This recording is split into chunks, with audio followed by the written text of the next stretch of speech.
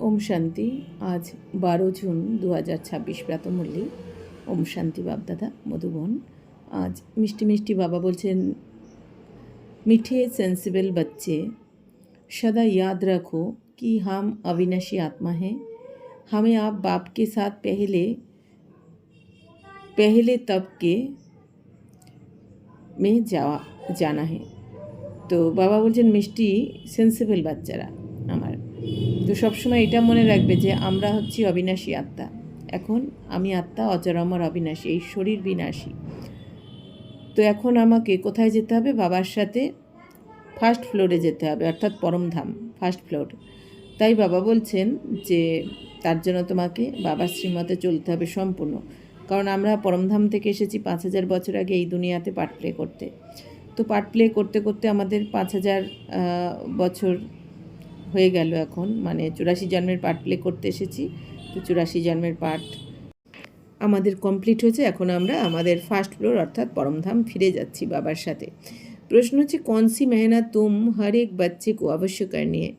বাবা প্রশ্ন করছেন, কোন পরিশ্রমটা তোমাদের প্রত্যেক বাচ্চাকে অবশ্যই করতে হবে? উত্তর, বাবা তুমি जो इतनी नॉलेज देते हैं उसे अपने दिल से लगाते रहो। বাবা তোমাদের যে এত জ্ঞান শোনাচ্ছেন রোজ, তো সেই জ্ঞানকে তোমাদের হৃদয়ে লাগিয়ে রাখো, অর্থাৎ তোমাদের মনের মধ্যে গেঁথে রাখো। এই নলেজকে, এই জ্ঞানকে সমাহিত করে নাও। তো अंदर উসকো মানান কর হজম করো জিসসে শক্তি মিলেগি। তাহলে বাবা বলছেন, যেরকম আমরা যখন খাবার খাই এই শরীরের জন্য, শরীরকে শক্তিশালী বানানোর জন্য সবাই খাবার খেয়ে থাকে, তাহলে সেই খাবার খেয়ে যখন আমরা হজম হয় শরীরে, খাবারটা গিয়ে হজম হওয়ার পরেই তো আমাদের শরীরটা শক্তিশালী হয়। তেমনি বাবা বলছেন যে তো বাবা যে জ্ঞান শোনাচ্ছেন এই জ্ঞানটাও তোমরা মনন চিন্তন করতে থাকো। তো যখন মনন চিন্তন করে এই জ্ঞানটাকে হজম করবে, তখনই মনও শক্তিশালী হয়ে যাবে। তো শিব বাবা বলছেন যে তাহলে আমাদের মন, যদি আমরা আত্মাকে পাওয়ারফুল করতে চাই, নিজের মনকে যদি পাওয়ারফুল করতে চাই, কি করতে হবে?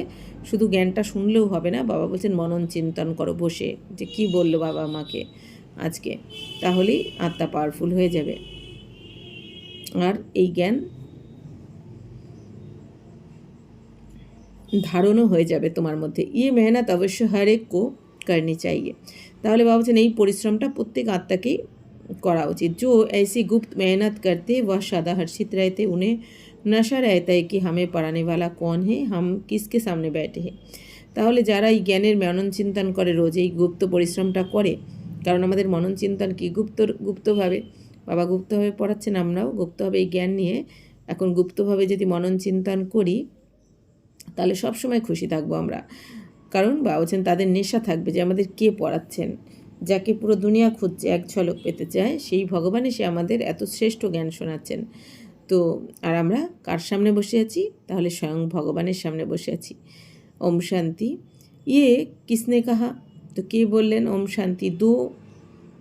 दो बार कहते हैं ओम शांति ओम शांति। তাহলে দুবার বলছেন ওম শান্তি ওম শান্তি। এক শিব বাবা নে কাহা, এক ব্রহ্মা বাবা নে। তাহলে দুবার কে বলছেন? যেহেতু বাপদাদা আমাদের পড়াচ্ছেন, তাহলে একবার শিব বাবা আর একবার ব্রহ্মা বাবা বলছেন ওম শান্তি। তো ইয়ে বাপদাদা ইকাট্ঠে হে, তো বাপদাদা তো একসাথেই পড়ান। শিব বাবা ব্রহ্মা বাবার সাথে তো সবসময় কম্বাইন্ড থাকেন, কারণ ব্রহ্মা বাবার শরীর ছাড়া তো শিব বাবা আমাদের সাথে কথাই বলতে পারবেন না, তাই না? তো দোনো কো বলনা পারে ওম শান্তি ওম শান্তি। তো এই জন্য দুবার করে বলেন। अब पहले किसने कहा, बाद में किसने कहा? पहले शिव बाबा ने कहा ओम शांति, मैं शांति का सागर हूँ। पीछे किसने कहा? दादा की आत्मा ने कहा। बच्चों को याद दिलाते हैं ओम शांति, मैं तो सदैव देही अभिमानी हूँ, कभी देहाभिमान में नहीं आता हूँ। তাহলে বাবা বলছেন এই যে দুবার ওম শান্তি বললেন, একবার বাবা একবার ব্রহ্মা বাবার আত্মা মানে দাদা, তাহলে প্রথমে কে বলেন ওম শান্তি? তো বাবা বলছেন শিব বাবাই প্রথমে বলেন আমাদের ওম শান্তি। তো বাবা তার মানে কি, বাবা কি বলেন যে আমি শান্তির সাগর। এরপর ব্রহ্মা বাবাও বলেন যে ওম শান্তি। তো বাবা বলছেন যে, তো বাবা কি বলছেন যে আমি তো কখনোই দেহ অভিমানে আসি না, তো আমি তো সবসময় দেহি অভিমানী থাকি, মানে আত্ম অভিমানী আমি থাকি। तो एक ही बाप है जो सदैव देही अभिमानी रहते हैं। ब्रह्मा विष्णु शंकर ऐसे नहीं कहेंगे। বাবা বলছেন একজন বাবাই সবসময় দেহি অভিমানী স্থিতিতে থাকেন, মানে নিরাকারী স্থিতিতে থাকেন। ব্রহ্মা বিষ্ণু শঙ্কর কিন্তু এরকম বলতে পারে না। তো তুম জানতে হো ব্রহ্মা বিষ্ণু শঙ্কর का भी सूक्ष्म रूप है। তো বাবা বলছেন বাচ্চারা তোমরা তো জানো ব্রহ্মা বিষ্ণু শঙ্করের এদের তো সূক্ষ্ম রূপ রয়েছে, অর্থাৎ সূক্ষ্ম শরীর রয়েছে। তো ওম শান্তি करने वाला एक শিব বাবা है जिसको कोई शरीर नहीं। তাহলে ওম শান্তি এখন শিব বাবা বলছেন যে যার কোনো শরীরই নেই। তো বাপ तुमको अच्छी रीति समझाते हैं और कहते हैं मैं एक ही बार आता हूँ, मैं सदैव দেহি অভিমানী হুঁ। তো এখন বাবা বলছেন বাচ্চারা আমি তো একবারই আসি পুরো কল্পে, আর আমি সবসময় দেহি অভিমানী থাকি, মানে আমি আত্মিক স্থিতিতে থাকি, নিরাকারী স্থিতিতে থাকি। শিব বাবা বলছেন যেহেতু শিব বাবার শরীর নেই, मैं पुनर्जन्म में नहीं आता इसलिए मेरी महिमा ही नियारी है। বাবা বলছেন কি বাচ্চারা আমি তো পুনর্জন্মে আসি না, তোমরা যেমন পুনর্জন্মে আসো জন্ম মৃত্যুর চক্রে আসো, কিন্তু আমি আসি না। এই জন্য শিব বাবা বলছেন বাবার মহিমা সব থেকে আলাদা सबार थे। मुझे कहते निराकार परमपिता परमात्मा। भक्ति मार्ग में भी शिव के लिए कहेंगे निराकार परमपिता परमात्मा है। तो शिव बाबा के बला है निराकार परमपिता परमात्मा। भक्ति मार्गेও शिव बाबार জন্যই কিন্তু এই কথা বলে থাকে যে निराकार परमपिता परमात्मा। निराकार की पूजा होती है, वह कभी देह में नहीं आते हैं, अर्थात देह अभिमानी नहीं बनते हैं। तो अच्छा फिर उसके नीचे आओ सूक्ष्म बतन में जहाँ ब्रह्मा विष्णु शंकर रहते। তাহলে শিব বাবা বলছেন যে নিরাকারের তো পূজাই হয়ে থাকে এই দুনিয়াতে, তো শিব বাবা কখনো দেহতে আসেন না, এই জন্য কখনো দেহ অভিমানীও হন না, মানে দেহের অহংকারে আসে না, দেহের ভাণী নেই বাবার, যেহেতু দেহই নেই বাবার। তা এবার বাবা বলছেন আচ্ছা এবার বলো, এবার নিচে চলে আসো তোমরা মূল বতন থেকে সূক্ষ্ম বতনে, যেখানে ব্রহ্মা বিষ্ণু শঙ্কর থাকেন, মানে ব্রহ্মাপুরী বিষ্ণুপুরী शंकरपुरी। शिव का नाम रूप तो देखने में नहीं आता है, चित्र बनते हैं लेकिन वह है निराकार, वह कभी साकार बनते ही नहीं। তাহলে শিব বাবা বলছেন বাচ্চারা তো শিবের নাম রূপ তো দেখা যায় না, শিব বাবার রূপই নেই, এই জন্য নামও আত্মার নামই পড়ে শিব বাবার তো শরীর নেই।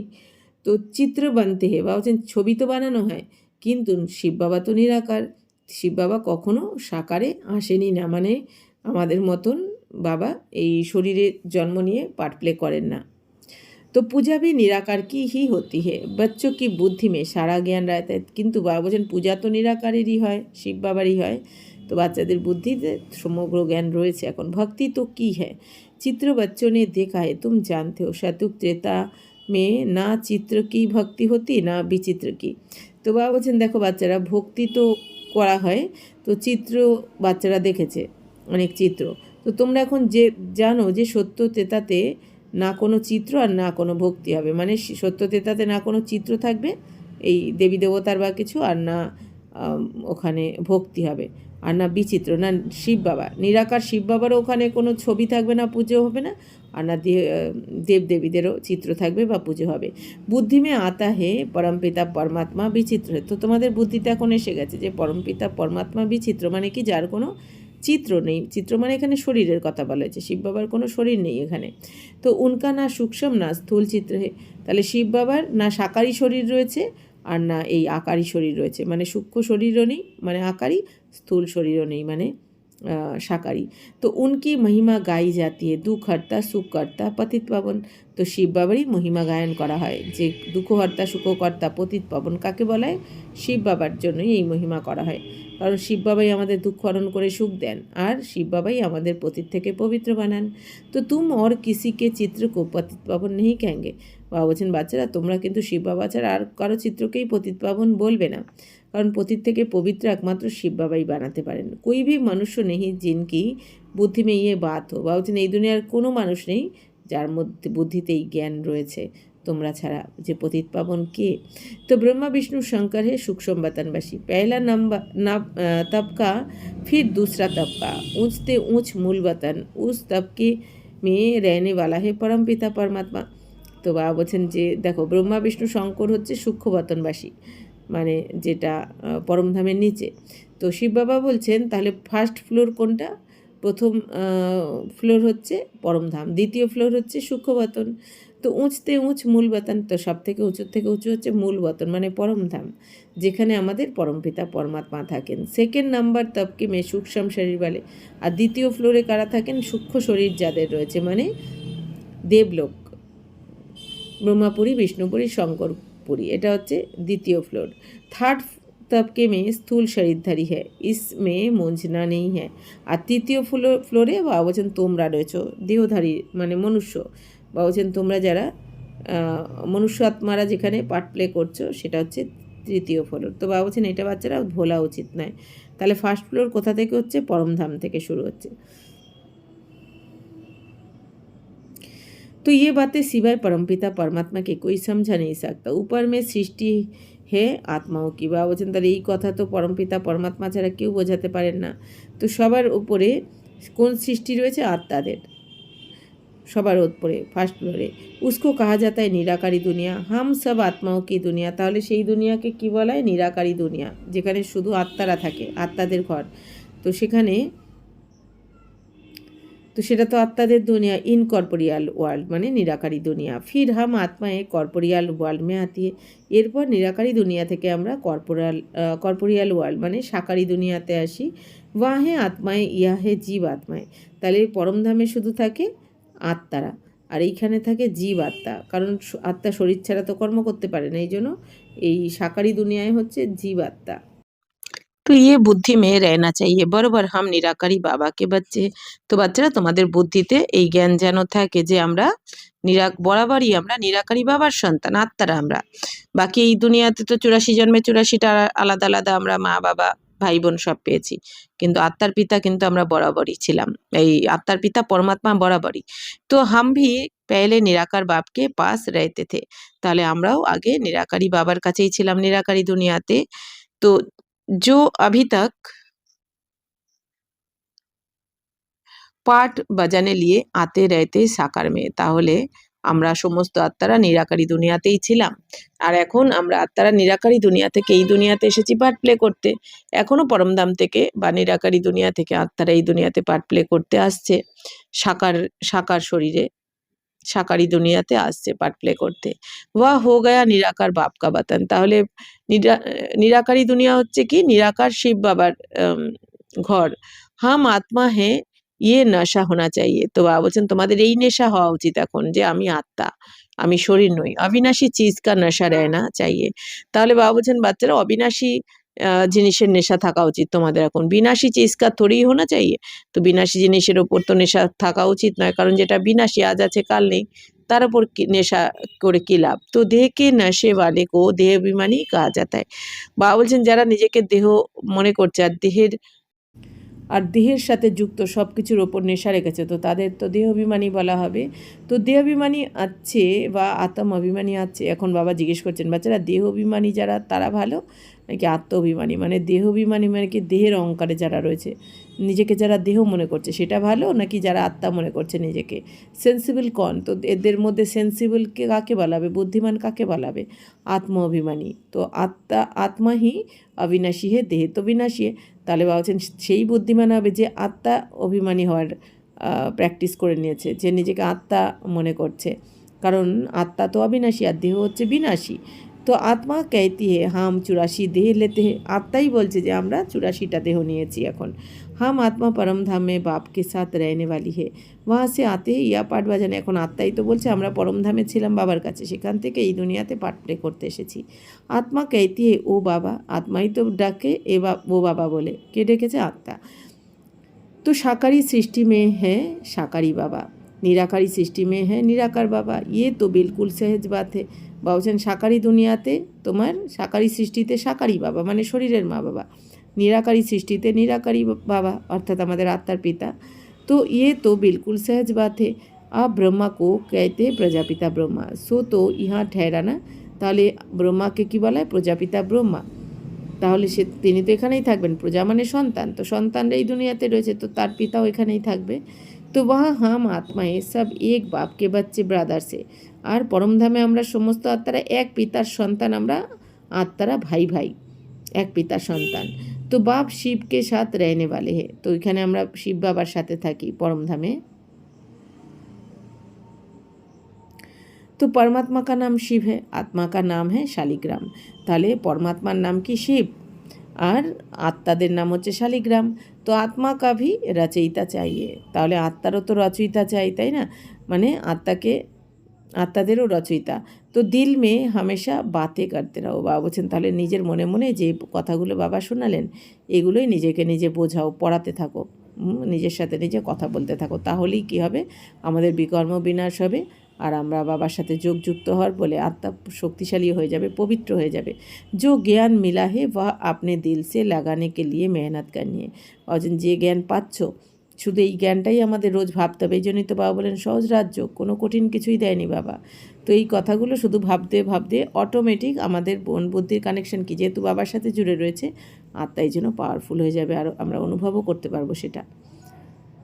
তো বাবা বলছেন মনে মনে যেন সবসময় কথা বলতে হবে নিজের মনে এই কথাগুলো। আত্মা ही विचार करती है, पहले पहले तो ये निश्चय करो कि हम आत्मा बाप के साथ रहने वाले। তো বাবা বলছেন প্রথমে এই নিশ্চয় করো যে আমরা আত্মারা বাবার সাথেই ছিলাম পরমধামে।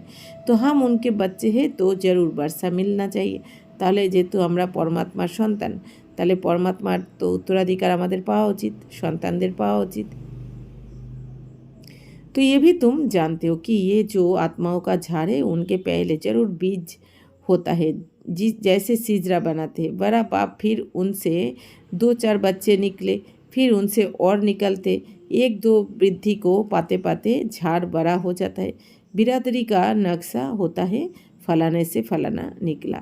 তাহলে বাবা বলছেন বাচ্চারা এটাও তোমরা এখন জেনে গেছো যে আমাদের এই যে আত্মার ঝাড়, তো প্রথমে কি যে কোনো গাছ আগে কি হয়, বীজ থেকেই তো একটা আগে শেকড় হয়, সেখান থেকে একটা ডাল বেরোয়, সেখান থেকে আবার দুটো পাতা, আবার একটু ডাল বেরোয়, আবার দুটো পাতা, এই করতে করতে একটা গাছ কিন্তু সম্পূর্ণ হয়ে যায়। তার শিব বাবাও তাই বলছেন।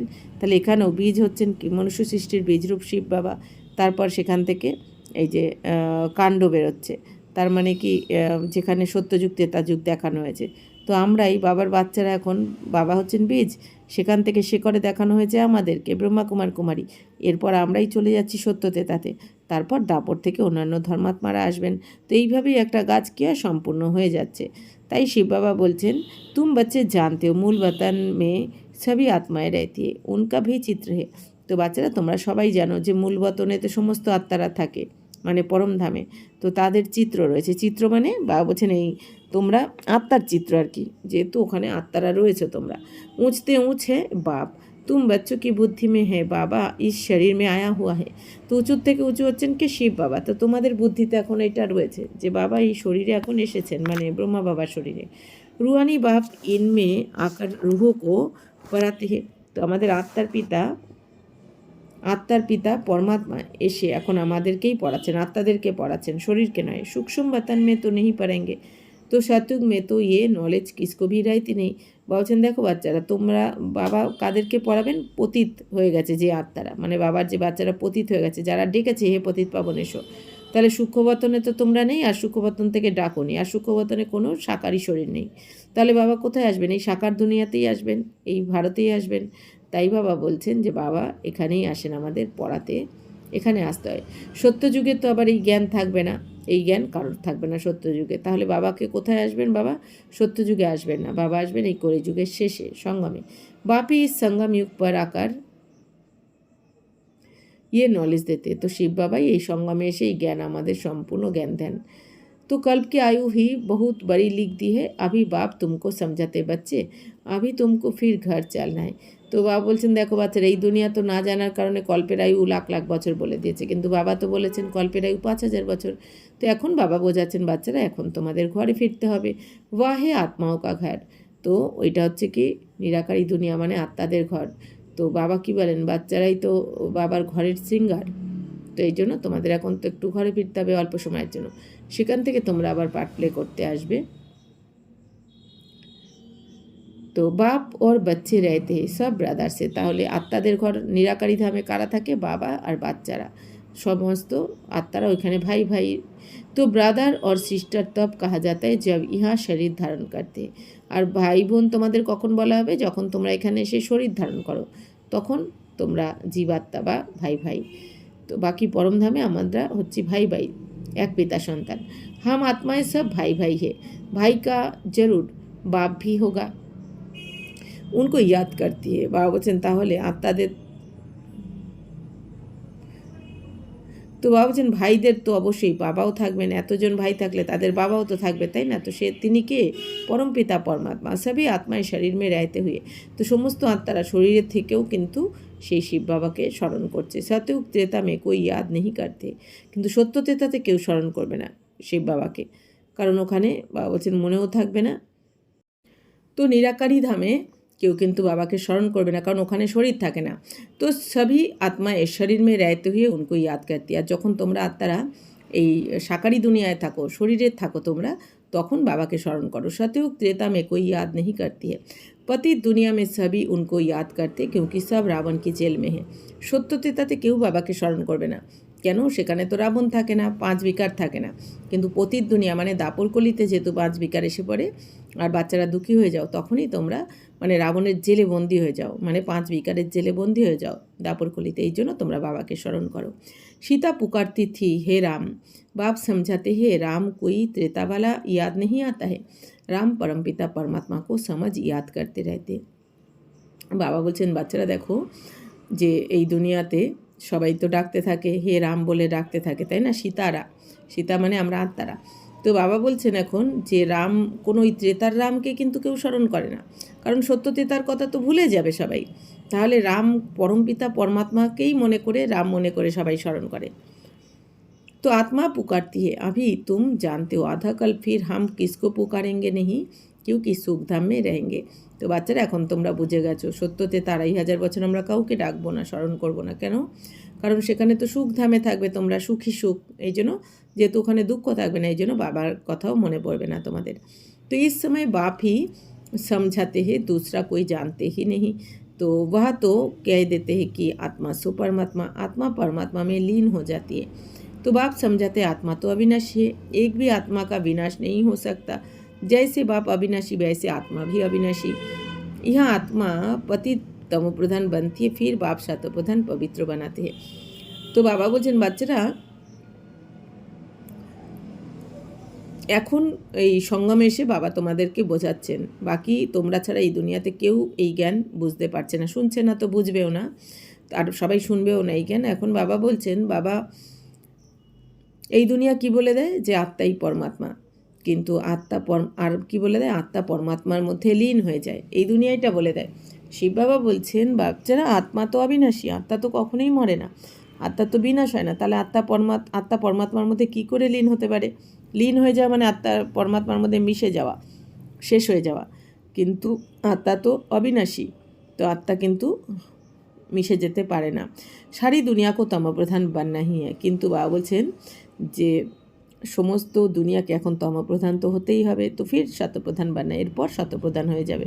তমপ্রধান থেকে শতপ্রধান, আবার শতপ্রধান থেকে তমপ্রধান, তো এইভাবে আস্তে আস্তে দুনিয়ার পরিবর্তন হতে থাকে। তো পতিত দুনিয়াকে পাবন বানানে বাপকে আনা পারতে, এখন পতিত দুনিয়াকে পবিত্র তো শিব বাবা ছাড়া কেউ করতে পারেন না, তো বাবাকেই আসতে হয়। এই পতিত দুনিয়াতে এখন দুঃখই দুঃখ, এই দুনিয়া থেকে এখন বাবা আমাদেরকে পবিত্র বানিয়ে নিয়ে যাচ্ছেন স্বর্গে, তো সম্পূর্ণ দুনিয়াই পবিত্র হয়ে যাবে। উनको कहते भी है गॉडफादर, बाप भी अविनाशी है, हम आत्माएं भी अविनाशी है। তো বাবাকে কি বলে ডাকে? সবাই গডফাদার বলেও ডাকে। তো বাবাও অবিনাশী আর আমরা আত্মারাও অবিনাশী, ইয়ে ড্রামা ভি অবিনাশী। তাহলে আমরা আত্মারাও অবিনাশী, কখনো বিনাশ হয় না, আমাদের আত্মার পিতা শিব বাবাও অবিনাশী, কখনো বিনাশ হয় না, আর এই ড্রামাও অবিনাশী। মানে এই 5,000 বছরের ড্রামাতে যা যা কিছু হয়েছে সেগুলো হুবহু বারবার রিপিট হতে থাকে 5,000 বছর পর পর, কারণ এই ড্রামাও অবিনাশী, কখনো বিনাশ হয় না, একই पार्ट बार बार चलते থাকে। तुम बच्चे जानते हो कि ये वर्ल्ड की हिस्ट्री जियोग्राफी कैसे रिपीट होती है, इन चारों युगों में हमारा पार्ट चलता है। বাবা বলছেন বাচ্চা তোমরা এখন জেনে গেছো এই সম্পূর্ণ দুনিয়ার ইতিহাস ভূগোল কীভাবে রিপিট হতে থাকে 5,000 বছর পর পর। তো এই 4 যুগেই আমাদের পাঠ চলে, মানে সত্য ত্রেতা দাপর কলি, 4টে যুগেই আমাদের পাঠ রয়েছে।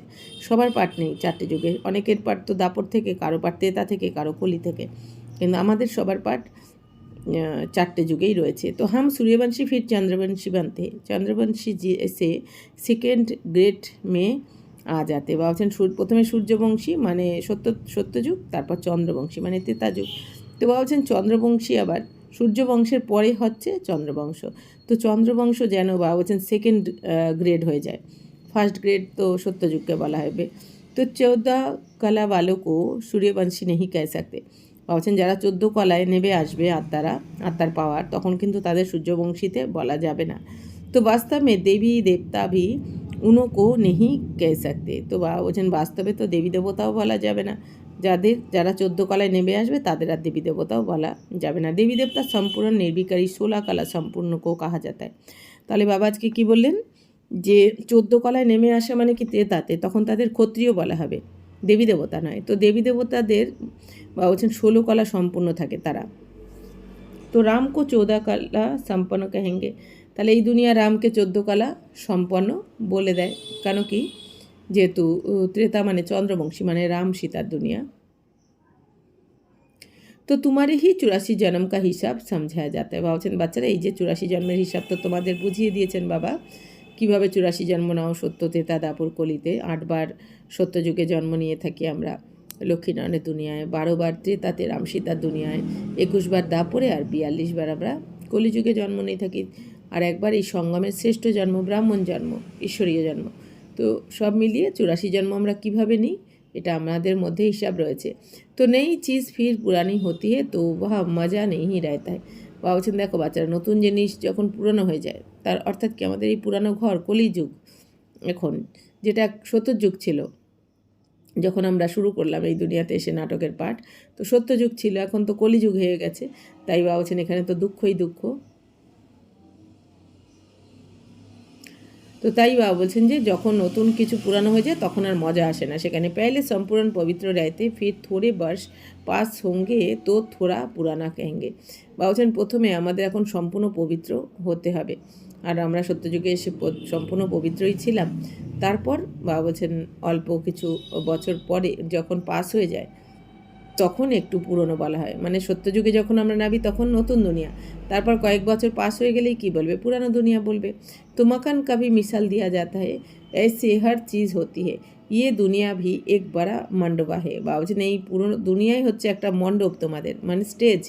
ये आकाश तत्व बहुत बड़ा है, इसका कोई अंत नहीं, इनकी एंड कहाँ है वह निकाल नहीं सकते। বাবা বলছেন দেখো বাচ্চারা, এই যে আকাশ তত্ত্ব সব থেকে বড়, এর কোনো শেষ খুঁজে পাওয়া যাবে না, আকাশের শেষ কোথায়।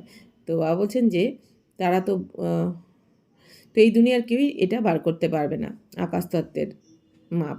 তো চলতে যাও এন্ড হো নেই শক্তি, বলছেন যতই চলতে থাকবে আর শেষ হতে পারে না এই আকাশের। তো ব্রহ্ম মহাতত্ত্ব কি ভি কই এন্ড হো নেই শক্তি, তেমনি ব্রহ্ম মহাতত্ত্ব বা আমাদের পরমধামের কোনো এন্ড নেই, শেষ নেই। तो यूँ साइंस वाले कितनी कोशिश करते हैं एंड देखने की, लेकिन जा नहीं सकते। অর্থাৎ এই যে সায়েন্টিস্টরাও কত চেষ্টা করে না এই আকাশ তত্ত্ব কোথায় শেষ দেখার চেষ্টা করে অনেক, কিন্তু ভাবছেন তারা কখনোই যেতে পারবে না, এর শেষ খুঁজে পাওয়া যাবে না কোথায়। তো অন্ত কেউ জানতে পারবে না। ব্রহ্মতত্ত্ব বহুত বড়া বেআন্তে, ভাবছেন ব্রহ্মতত্ত্ব তো অনেক বড়, বেআন্ত মানে এর অন্তই নেই। হাম আত্মায় বহুত থোড়ি জায়গা মেয়ে রাইতে, আর আমরা আত্মার তো অল্প একটুখানি জায়গায় থাকি, এর মধ্যে এত বিশাল দুনিয়ার মধ্যে আমরা একটু জায়গার মধ্যে থাকি। ইয়া বিল্ডিংস আদি কিতনি বাড়ি বাড়ি বানাতে, আর এখানেই আমরা কত বড় বড় বিল্ডিং এসব বানিয়ে থাকি। তো স্পেস ধরতি কি বহুত বাড়ি হে। তো বাবা বলছেন এই ধরনীর এই দুনিয়ার স্পেস কিন্তু অনেক বেশি, অনেক বড়। তো আমরা তো অল্প জায়গার মধ্যে রয়েছি। তো খেতি আদি भी তো চাইয়ে না, তো বাহা তো সির্ফ আত্মায় রহতি। বাবা বলছেন এখানেই তো খেতি চাই, নালে তোমরা জীবাত্মাদের তো খাবার দরকার, এই জন্য এখানে খেতিও রয়েছে, ক্ষেত এইসব। কিন্তু ওখানে তো শুধু আত্মারা থাকে, ওখানে তো দরকারই নেই এইসবের, কারণ ওখানে আত্মা তো কিছু খাই না। তো আত্মা শরীর বিগার कैसे खाएगी, वह तो अभोक्ता है, खाने বা ভোগনে আদি কি कोई चीज़ होती नहीं। বাবা বলছেন দেখো বাচ্চারা, ওখানে তো আত্মা কিছু, তো আত্মা শরীর ছাড়া তো কিছু খেতে পারে না। तो वहाँ तो अभोक्ता है, तो आत्मा तो अभोक्ता परम धामे। तो खाने বা ভোগনে আদি কি कोई चीज़ होती नहीं, এই জন্য ওখানে খাওয়ার বা ভোগ করার কোনো কিছু থাকে না, কারণ আত্মা শরীর ছাড়া অভোক্তা। শরীর যখন আমরা শরীরে প্রবেশ করি এই দুনিয়াতে এসে, তখনই আমাদের এই ভোগ বিলাসের জন্য সব কিছু চাই, খাওয়া দাওয়া আসবাব সব কিছু। বাপ সমঝাতে ইয়ে জ্ঞান তুম বাচ্চোকে একই বার মিলতা है, তো এত শ্রেষ্ঠ জ্ঞান তোমরা এই পুরো কল্পে একবারই পাও সঙ্গমে। ফির কল্প বা তুম বাচ্চোকে দিয়া যাতা है, আবার পরের কল্পেও তোমাদের দেওয়া হবে এই জ্ঞান। তো ইয়ে নেশা হোনা চাইয়ে, তাহলে এই নেশা থাকা উচিত তোমাদের, তাই না, যে আমরাই একমাত্র পরমপিতা পরমাত্মা থেকে পুরোকল্পে একবার আমরা জ্ঞান পেয়ে থাকি, আর যার জন্য আমরা ডেকেছি আমাদের বাবাকে, ভোলেনাথকে। हम देवता धर्म वाले थे, तुम कहते हो बाबा आज से 5,000 वर्ष पहले हम आपके पास आए थे শূদ্র সে ব্রাহ্মণ বানতে। তো বাবা বলছেন যে বাচ্চারা এখন তোমরা কি বলো বাবাকে, তোমাদের তো নেশা থাকা উচিত যে তোমরাই দেবী দেবতা ধর্মে ছিলে, তো তোমরা বলো যে বাবা আমরা আজ থেকে 5,000 বছর আগে আপনার কাছেই ছিলাম, আপনার কাছ থেকেই এসেছিলাম শূদ্র থেকে, তারপর আমরা আবার ব্রাহ্মণ হয়েছি, অর্থাৎ 5,000 বছর আগেও আমরা শূদ্র থেকে বাবার কাছে এসে ব্রাহ্মণ হয়েছি, এখন আবার হয়েছি, আবার 5,000 বছর পরেও হব। আপ ফির হাম আপকে পাস আয়ে হে, বা নিরাকার হোনে কারণ তুম কহেঙ্গে দাদা পাস আয়ে হে। তাহলে এখন বাবা বলছেন যেহেতু তোমরা আত্মারা নিরাকার, এখন কি বলো, আমরা দাদার কাছে এসেছি। তো বাপ নে ইসমে প্রবেশ কিয়া হে, তো বাবা এই ব্রহ্মা বাবার শরীরেই তো প্রবেশ করে জ্ঞান শোনাচ্ছেন। বাপ कहते जैसे तुम ऑर्गन्स ले पार्ट बजाते हो वैसे ही मैं भी অর্গানস কা আধার লেতা হো। বাবা বলছেন বাচ্চারা তোমাদের যেমন আত্মারা এই শরীর ছাড়া তোমরা পার্ট প্লে করতে পারবে না, কথা বলতে পারবে না, দেখতে পারবে না, বলতে পারবে না, তেমনি বাবারও বলার জন্য একটা শরীর চাই, এই জন্য ব্রহ্মা বাবার শরীরকে শিব বাবা আধার নেন। ব্রহ্মা বাবার শরীরের অর্গানস দ্বারাই শিব বাবা আমাদের সাথে কথা বলেন, সেটাই বাবা বলছেন। तो बाप कहते मैं कैसे आकर तुम बच्चों को राजयोग सिखाऊं, मनुष्य से देवता बनाने के लिए राजयोग बाप ही आकर सिखाते हैं, तो मुझे ही पतित पावन ज्ञान का सागर कहते, मुझे झाड़ के आदि मध्य अंत का मालूम है। তো বাবা বলছেন বাচ্চারা এখন আমি কিভাবে রাজযোগ শেখাচ্ছি তোমাদের এসে, তো মানুষ থেকে দেবী দেবতা হওয়ার জন্য রাজযোগ বাবাই এসে শেখান, তো এই জন্য বাবা বলছেন মুঝে ভি পতিত পাবন, এই জন্য আমাকে পতিত পাবন জ্ঞানের সাগরও বলে থাকে। तो ब्रह्मा विष्णु शंकर के पाठ को भी समझना चाहिए, बाप को तो समझा है फिर वह पतित पावन है। तो এখন ব্রহ্মা বিষ্ণু শঙ্করের পাঠকেও বুঝতে হবে, ব্রহ্মার পাঠ কি স্থাপনা করা, নতুন দুনিয়ার স্থাপনা করাচ্ছেন শিব বাবাই, কিন্তু ব্রহ্মা বাবা মাধ্যম, বিষ্ণুর দ্বারা আবার নতুন দুনিয়ার লালন পালন করাবেন বা রক্ষণাবেক্ষণ, আর শঙ্করের দ্বারা আবার পুরানো দুনিয়ার বিনাশ, তো এটাও বুঝতে হবে। তো বাবাকে তো তোমরা বুঝেছো, বাবা হচ্ছেন পতিত পাবন। তো हर एक की महिमा अलग अलग, ডিউটি अलग अलग होती है। ভাবছেন তাহলে প্রত্যেকের মহিমা আলাদা, ডিউটি কর্তব্য আলাদা, কর্ম আলাদা। প্রেসিডেন্ট প্রাইম মিনিস্টার আদি বানতে, তো যেমন এই দুনিয়াতে প্রেসিডেন্ট হয়, প্রাইম মিনিস্টার হয়, তো আলাদা আলাদা কাজ করেন তারা, তেমনি তো आत्मा कहती है ये मेरा शरीर है मैं प्राइम मिनिस्टर हूँ, आत्मा शरीर के साथ ना हो तो बोल ना सके। এই দুনিয়াতে যেমন বলে থাকে যে আমি প্রাইম মিনিস্টার, তো কে বলছে কথাটা, আত্মাই বলছে, অর্থাৎ প্রাইম মিনিস্টারের রোল প্লে করছে আত্মা। তো আত্মাই শরীরের সাথে যদি না থাকে তাহলে এই কথাটা তো বলতে পারবে না, তো আত্মাই এই শরীরের দ্বারা এই কথাটা বলে যে আমি প্রাইম मिनिस्टर, আমি অমুক এটা। शिव बाबा भी है निराकार, और शिव बाबा निराकार, उनको भी बोलने के लिए कर्मेंद्रियों का आधार लेना पड़ता है, इसलिए दिखाते हैं मुख से गंगा निकली। তাহলে বাবা বলছেন যে শিব বাবাকেও এখন তোমাদের জ্ঞান শোনানোর জন্য তো কর্মেন্দ্রিয়ের আধার নিতে হবে, মানে কোনো একটা শরীর চাই, শরীর ছাড়া বাবা কী করে কথা বলবেন, এই জন্যই দেখানো হয় যে মুখ থেকে গঙ্গা বেরিয়েছে, অর্থাৎ মুখ থেকেই জ্ঞান গঙ্গা। তো আপ শিব তো হ্যাঁ বিন্দি, এখন শিব বাবা তো হচ্ছেন বিন্দু রূপ, উনকো মুখ কাহা সে আয়া, তো ইসমে আকার बैठते हैं, তো ইসমে আকার बैठते हैं उससे জ্ঞান গঙ্গা बहाते हैं। তাহলে বাবা বলছেন যে শিব বাবারও আমাদের বাচ্চাদের সাথে কথা বলার জন্য তো একটা শরীরের আধার নিতে হয়, এই জন্য ব্রহ্মা বাবার শরীরে প্রবেশ করে শিব বাবা আমাদের এই জ্ঞান গঙ্গার দ্বারা পবিত্র বানিয়ে দেন। তো এখন শিব বাবা তো হচ্ছেন বিন্দু স্বরূপ, উনকো মুখ কাহা সে আয়া, তাহলে বাবার আবার মুখ কোথা থেকে এলো, বাবার তো বিন্দু স্বরূপ, তো ইসমে আকার बैठते हैं उससे জ্ঞান গঙ্গা बहाते हैं। তাই বাবা বলছেন বাবা এসে এই ব্রহ্মা বাবার শরীরে প্রবেশ করেন, আর এনার দ্বারাই জ্ঞান গঙ্গা বইতে থাকে। বাপ কো হি সব ইয়াদ করতে হে পতিত পাবন আও, তো বাবাকেই সবাই স্মরণ করে যে হে পতিত পাবন এসো, বাকি অন্যদেরকে কেউ স্মরণ করছে না, কারণ বাবাই একমাত্র পতিতদেরকে পবিত্র বানাতে পারেন, এছাড়া অন্য কেউ পারে না। হামকো ইস দুঃখ সে ছুড়াও বহি বড়েতে বড়া সার্জেন, তো বাবাই হচ্ছে সব থেকে বড় সার্জেন, যিনি তোমাদের দুঃখ থেকে এখন মুক্ত করেন। উসমে হি পতিতো কো পাবন বানানে কা জ্ঞান है, তো শিব বাবার মধ্যেই পতিতদেরকে পবিত্র করার জ্ঞান একমাত্র বাবার মধ্যেই রয়েছে। सर्व पतितों को पावन बनाने वाला एक सार्जन है। सतयुग में सब निरोगी होते, सत्ययुगे कारोर कोनो रोग व्याधि হবে না, ওখানে সবাই নিরোগী। लक्ष्मी नारायण सतयुग के मालिक है, इसको ऐसे कर्म किसने सिखाए जो ऐसे निरोगी बने। এখন বাবা বলছেন লক্ষ্মী নারায়ণ তো সম্পূর্ণ নিরোগী হবে, তো এনাদের কীরকম বানালেন যে এরা নিরোগী থাকবে।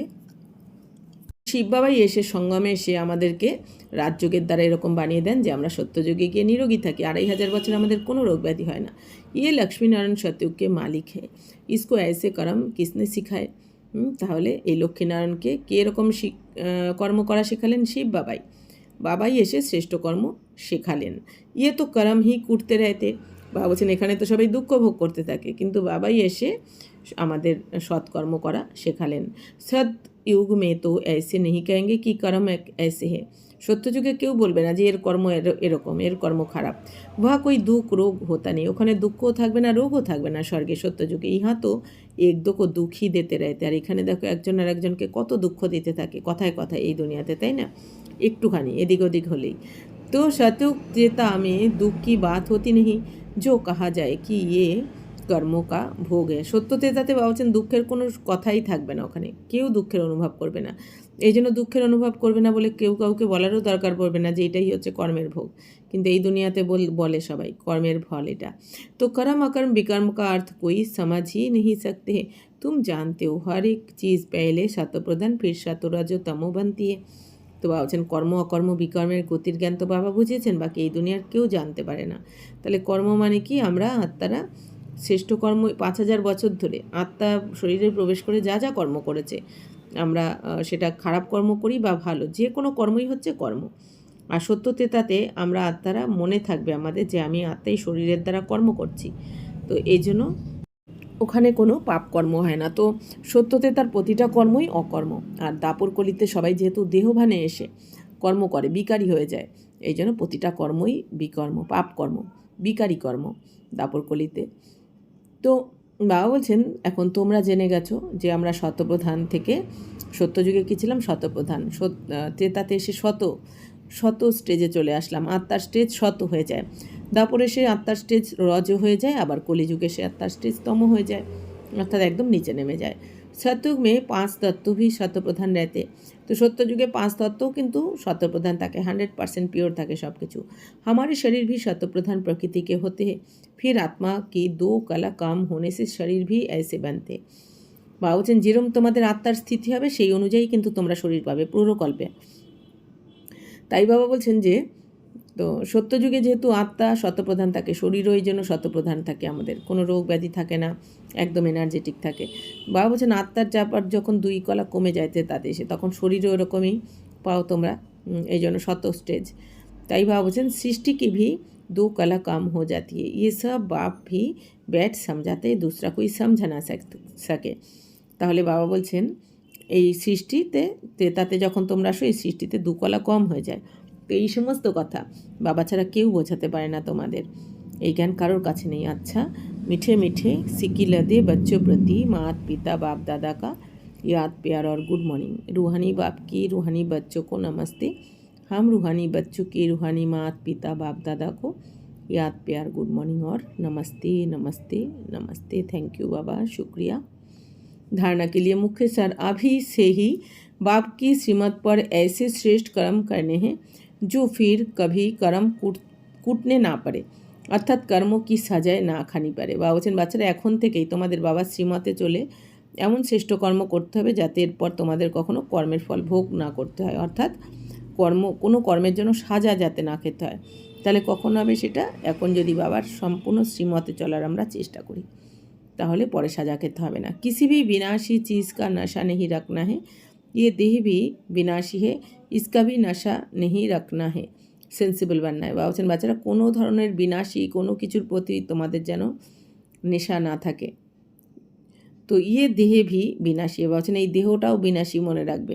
তো দেহের প্রতিও অনেকের নেশা থাকে, তো বাবা বলছেন কি দেহকে সাজাতে ঠিক রাখতে ব্যস্ত থাকে, সেগুলো করতে হবে, কিন্তু এখন এই লাস্ট জন্মটা পরমাত্মা স্নেহ ভালোবাসা পাওয়ার, তো সেটাও আগে কাজে লাগাতে হবে। তাই বাবা বলছেন এই দেহটা বিনাশী, এই জন্য দেহের প্রতি কোনো নেশা রেখো না তোমরা। এখন তোমাদের অনেক বুদ্ধিমান হতে হবে, কারণ দেহের প্রতি যার নেশা থাকবে তো দেহাভিমানে সে কষ্ট পেতে পেতে শরীর ছাড়বে, তার কিন্তু সদ্গতি হবে না। वरदान इस पुरानी दुनिया को विदेश समझ, इससे उपराम रहने वाले स्वदेशी भवो। जैसे कोई लोग विदेश की चीज़ों को टच भी नहीं करते हैं, समझते हैं अपने देश की चीज़ का प्रयोग करें। ऐसे आप लोगों के लिए ये पुरानी दुनिया ही विदेश है। इससे उपराम रहो, अर्थात पुरानी दुनिया की जो चीज़ें हैं, स्वभाव संस्कार है, उनकी तरफ जरा भी আকর্ষিত না হো। ভাবছেন যেরকম কোনো কোনো লোকেরা রয়েছে বিদেশের কোনো কিছুকে কিন্তু তারা স্পর্শ করে না। তারা কি মনে করে আমি আমার দেশের জিনিসকেই ইউজ করব। দেশের জিনিসকেই প্রয়োগ করব, আমার যে কোনো কাজে লাগাবো। তো এরকমই ভাবছেন তোমরাও এখন এই পুরানো দুনিয়াও হচ্ছে তোমাদের কাছে বিদেশ। তাহলে আমাদের নিজের স্বদেশ কোনটা? পরমধাম। আর এটা হচ্ছে আমাদের কাছে বিদেশ, এই দুনিয়া। তো এর থেকে এই জন্য বাবা বলছেন উপরাম থাকো। উপরাম মানে কি? উপরাম মানে উপরে, রামের কাছে থাকতে হবে। মন বুদ্ধিকে উপরে রাখতে হবে, রামের কাছে মানে শিব বাবার কাছে।